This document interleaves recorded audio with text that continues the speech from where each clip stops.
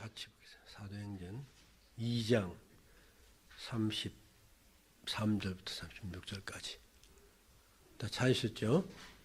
우리 한 목소리로 같이 봅시다.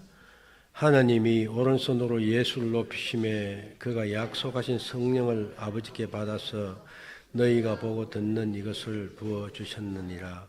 다윗은 하늘에 올라가지 못하였으나 친히 말하 이르되 주께서 내 주에게 말씀하시기를 내가 내 원수로 내 발등상이 되게 하기까지 너는 내 우편에 앉아 있으라 하셨도다 하셨으니 그런즉 이스라엘 온 집은 확실히 알지니 너희가 십자가에 못 박은 이 예수를 하나님이 주와 그리스도가 되게 하셨느니라 하니라.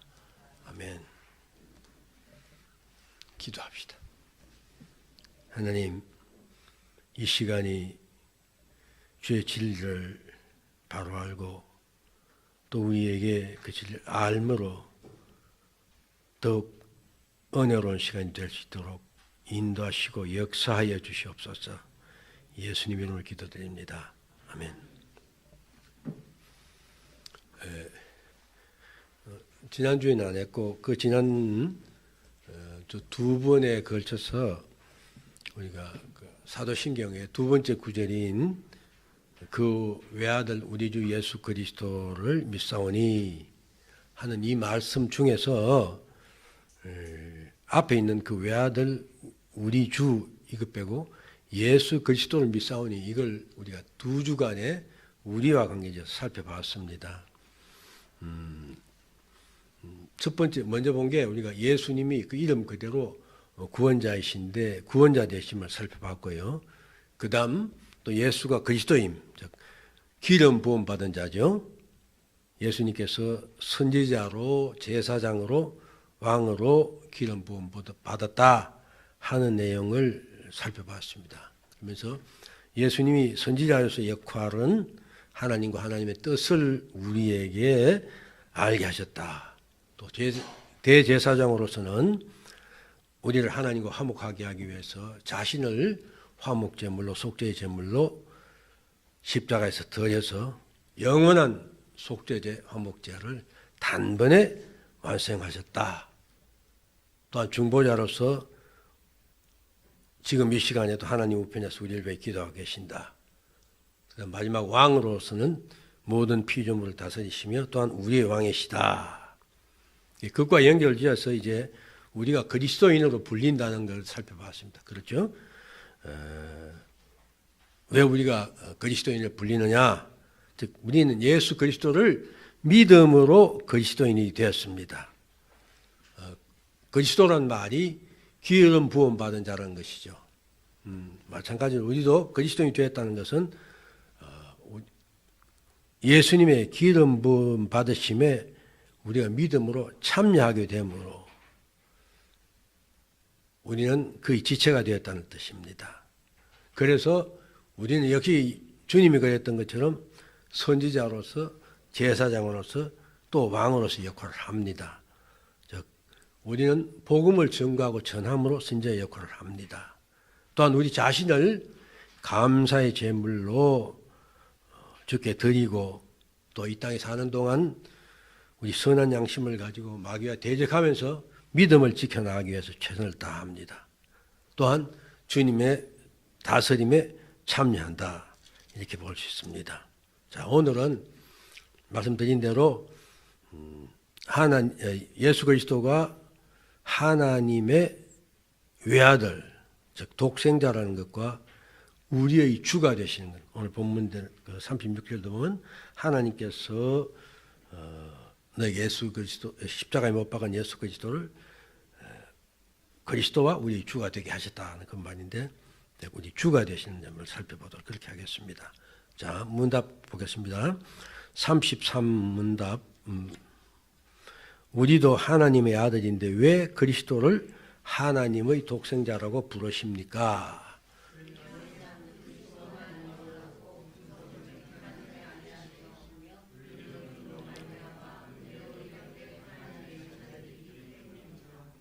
예. 혹시 여러분들도 이런 의문을 가져보신 적이 없습니까? 우리도 이제 하나님의 아들인데 왜 예수님만 하나님 독생자라고 그러느냐 하는 그런 의문을 가질 수도 있고, 또 이 부분 때문에 또 이렇게 예수님이 하나님의 독생자 됨을 이렇게 시비 거는 사람들이 있기 때문에 이 부분을 다시 살펴보는 것입니다. 자, 로마서 8장 29절에 보면요, 하나님이 미리 아신 자들을 또한 그 아들의 형상을 본받게 하기 위하여 미리 정하셨으니 이는 그로 많은 형제 중에 맏아들이 되게 하려 하십니다 하는 이런 구절이 있습니다. 즉 하나님께서는 저 여러분들 구원하셨는데, 구원하실 뿐만 아니라 우리가 예수의 인격을, 예수님을 닮도록 그렇게 미리 예정해 놓으셨다는 것이에요. 근데 그 이유가 무엇이냐면 예수님이 하나님이 장자가 된다는 것이에요. 맏아들이 된다는 것이죠. 그리고 우리는 이제 그러니까 결국 예수님의 동생들이 되는 것 아닙니까? 되게 하시기 때문이다. 그렇게 말합니다. 또 우리가 아는 대로 뭐 성경은 굉장히 많이 나오죠. 제가 여기 몇 군데 성경 구절도 인용해놨습니다. 예를 들어놨습니다만 성경 분명히 우리를 구원받은 우리를 하나님의 자녀라고 말합니다. 그렇죠? 하나님의 아들, 하나님 자녀라고 말합니다. 자, 바로 이 문제 때문에 어떤 사람들은 예수님이 하나님의 독생자가 아니고 우리와 같은 인간일 뿐이다 이렇게 말합니다. 이렇게 말하면 이미 여러분들은 하나님이 왜, 예수 그리스도가 왜 하나님의 독생자가 되는지 하는 걸 반대로 알 수가 있는 것이죠.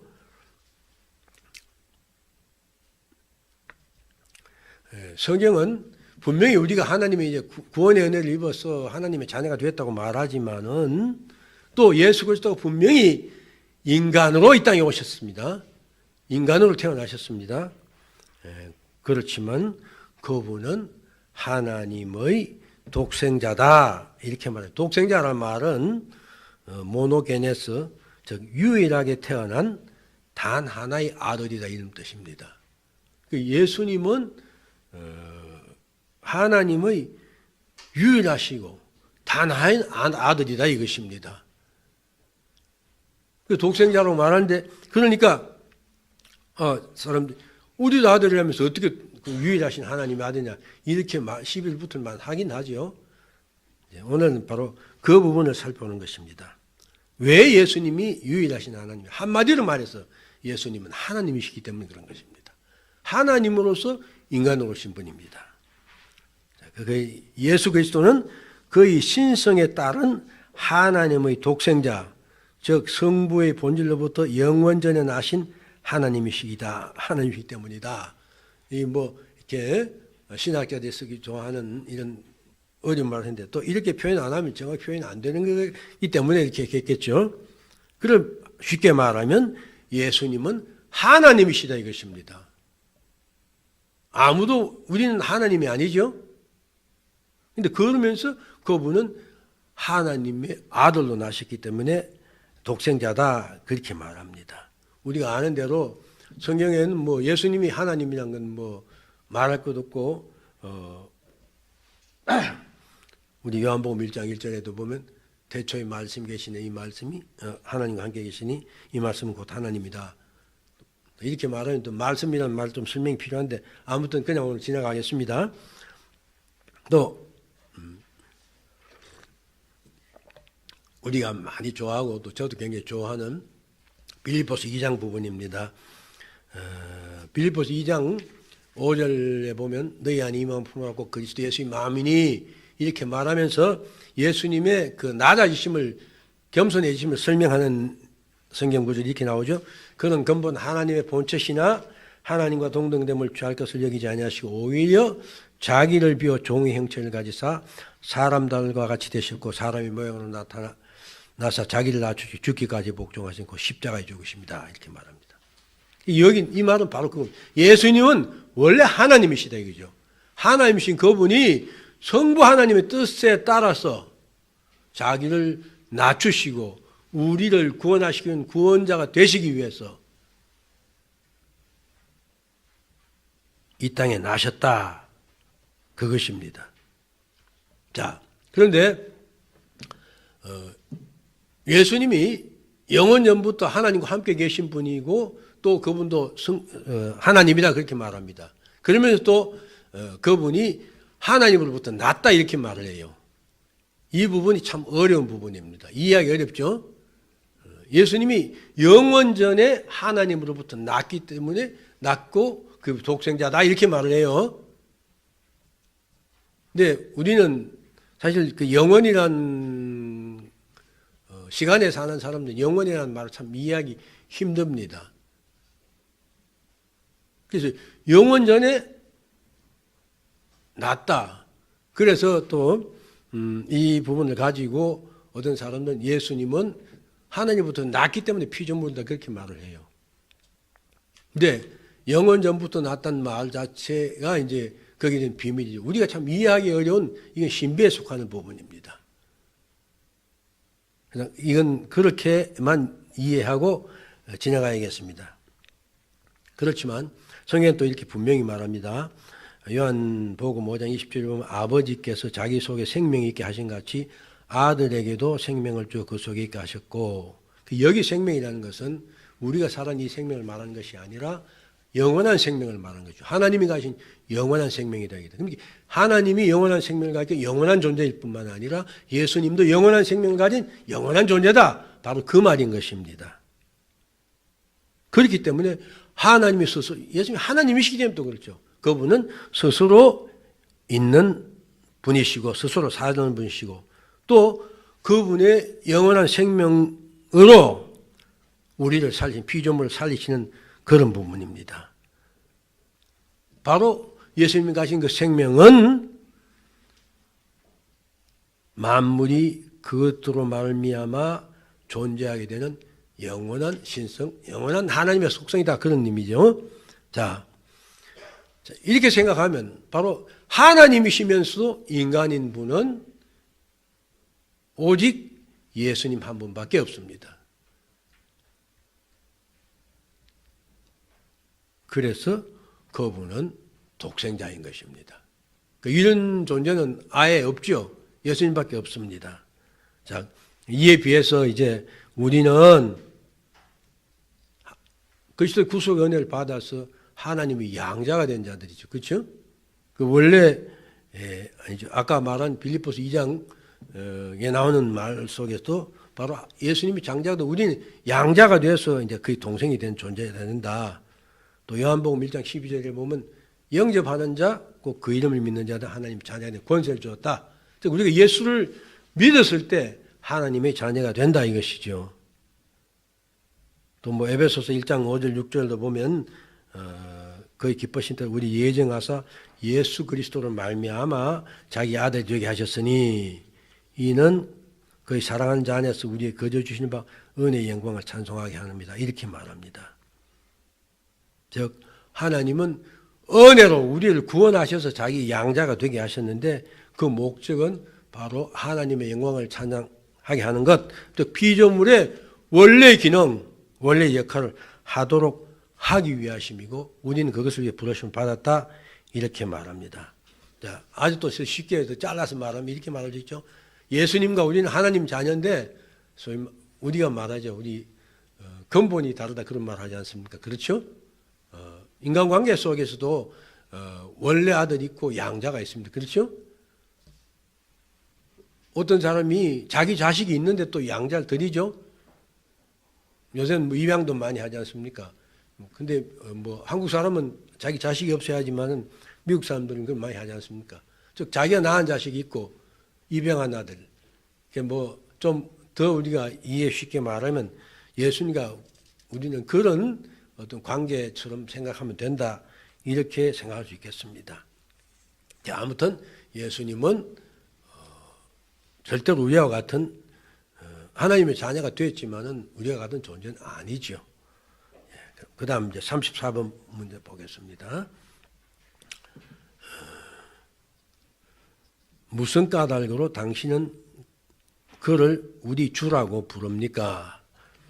왜냐하면 그가 우리의 육과 영을 금이나 은이 아니라 그의 고귀한 피로 구속하시고 사단의 모든 권세로부터 우리를 구원하시고 그의 소유로 만드시기 때문입니다. 예. 왜 예수님을 주라고 부르느냐, 나의 주, 우리 주라고 부르냐, 그 말이죠. 아마 저도 마찬가지겠지만 우리가 예수님을 부를 때 주님이라고 제일 많이 부르죠. 주여 주여 뭐 주님 이렇게 부릅니다. 네, 성경에서 보면요, 꼭 그렇게 구별할 수 없지만 예수님을 부를 때 주라고 부르는 여러 가지 경우가 있어요. 경우가 있는데 첫 번째는 예수님을 이렇게 존경하는 의미로, 높은 분으로 생각하는 의미로 주라고 부르는 경우가 있습니다. 보면 그 나병 환자가 주여 당신이 원하면 나를 깨끗하게 하실 수 있습니다. 또 장님이 주여 고쳐주길 원합니다 하는 이런 말을 할 때 그 사람들은 예수님이 소문만 듣고 병 고쳐주는 분이다 이런 생각이죠. 그래서 존경하는 주라고 불렀다 그런 의미입니다. 그 다음 제일 이게 기본적인 이 주라는 말 속에 포함된 의미인데 소유권을 가진 권위자다. 소유권의 권위를 의미할 때 나타내는 표현이 되겠습니다. 또한 이 마찬가지로 성경에 그렇게 쓰여진 경우가 있습니다. 세 번째는 하나님이라는 의미로 부르는 경우입니다. 오늘 읽은 사도행전 2장 36절에도 주와 그리스도가 주가 되게 하셨다. 이 주는 하나님이다 하는 그 말인 것입니다. 자, 주라는 말은 큐리오스, 주라는 말은 그 근본적인 의미는 사물이나 사람에 대해서 소유권을 가지고 있는 권위를 가진 사람을 부를 때 그렇게 말합니다. 우리가 예수님을 주라고 부르는 이런 의미로 부른다 이것입니다. 예수님은 내 소유권을 가진 자다. 나를 소유하신 분이다. 기본적으로 그런 의미로 예수님을 주라고 부른다는 것입니다.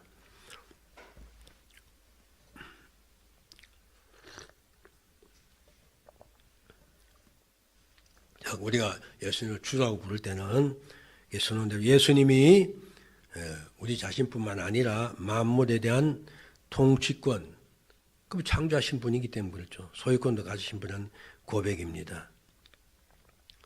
예수님은 왕으로서 만물에 대한 통치권을 가지고 계실 뿐만 아니라 특히 저와 여러분들은 그분이 자신의 피값으로 사시고 구속하신 자들, 지키시고 보호하시고 보존하십니다. 우리가 주를 부를 때는 나의 소유 나의 주인이십니다 하는 이런 뿐만 아니라 주님께서 나를 고백하시고 나를 보호하시고 보존하시고 지키시라는 것도 같이 고백한다. 그런 내용이 포함되어 있다 이것입니다. 또한 우리가 예수님을 주라고 부를 때는 두 번째는요, 결국 그분이 만물의 통치자이시기 때문에 우리는 우리 영과 육으로 하나님을 섬길 뿐만 아니라 그에게 영광을 돌려야 된다. 즉 우리는 그분에게 영광을 돌려야 되는 존재라 하는 것을 우리가 주여 하고 부를 때 이미 고백하고 있다. 바로 그것입니다.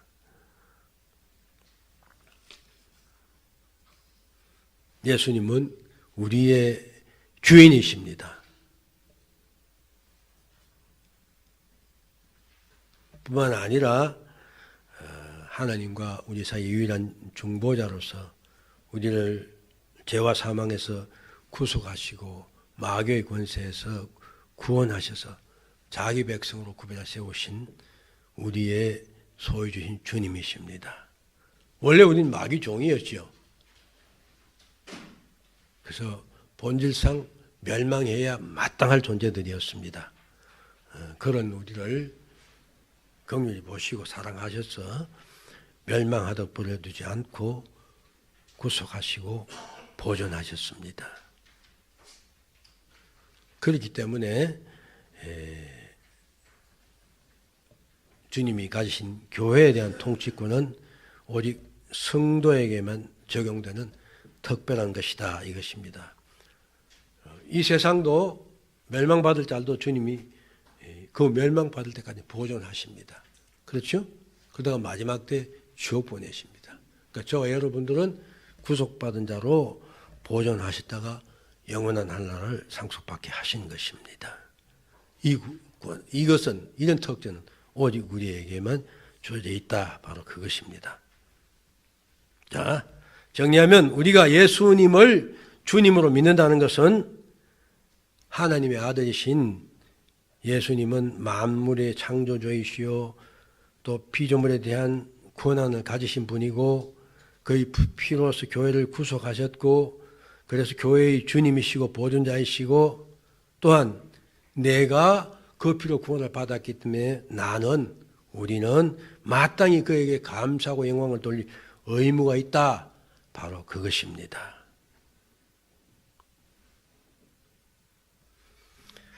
예, 그러면서 바로 맨 뒷부분은 그 다음 넘겨 뛰겠습니다. 자, 예수님은 독생자일 뿐만 아니라 우리의 주가 되심에서 더 의미가 있고 우리에게 직접적인 관계가 있다고 말할 수 있습니다. 우리는 그분의 큰 구원의 은혜를 입고 하나님의 백성이 되었습니다. 여러분들 잘 아시는 그래서 로마서 14장 7절 9절을 우리 한번 같이 읽읍시다. 기록되어 있죠. 로마서 14장 7절 9절 우리 같이 읽고 끝내겠습니다.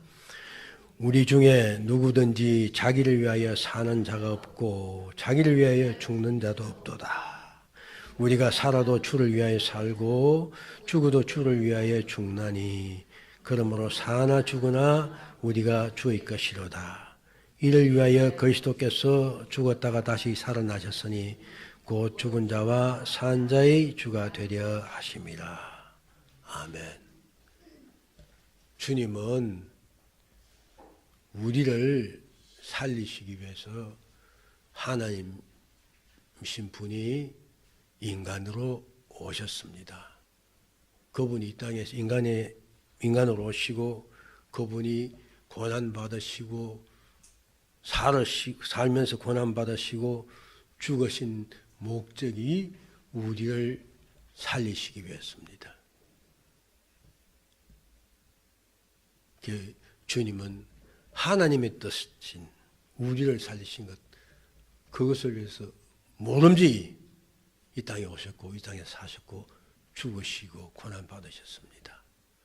우리는 그 은혜를 입어서 오늘 하나님의 자녀로 이 자리에 있습니다.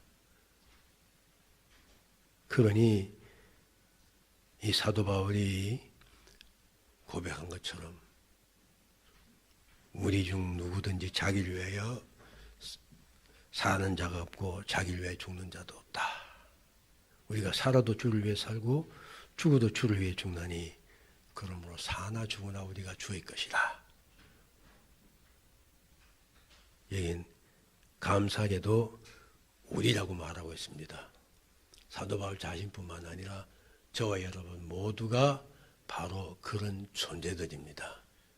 이런 존재라는 것을 우리가 한순간도 잊으면 안 될 것입니다.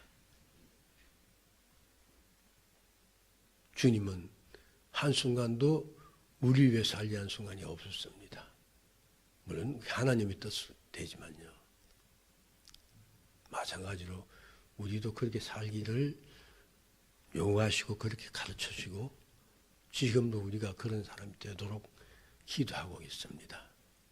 살아도 죽어도 오직 주를 위해 살고 주를 죽는 저와 여러분 모두 되시기를 진심으로 소원합니다.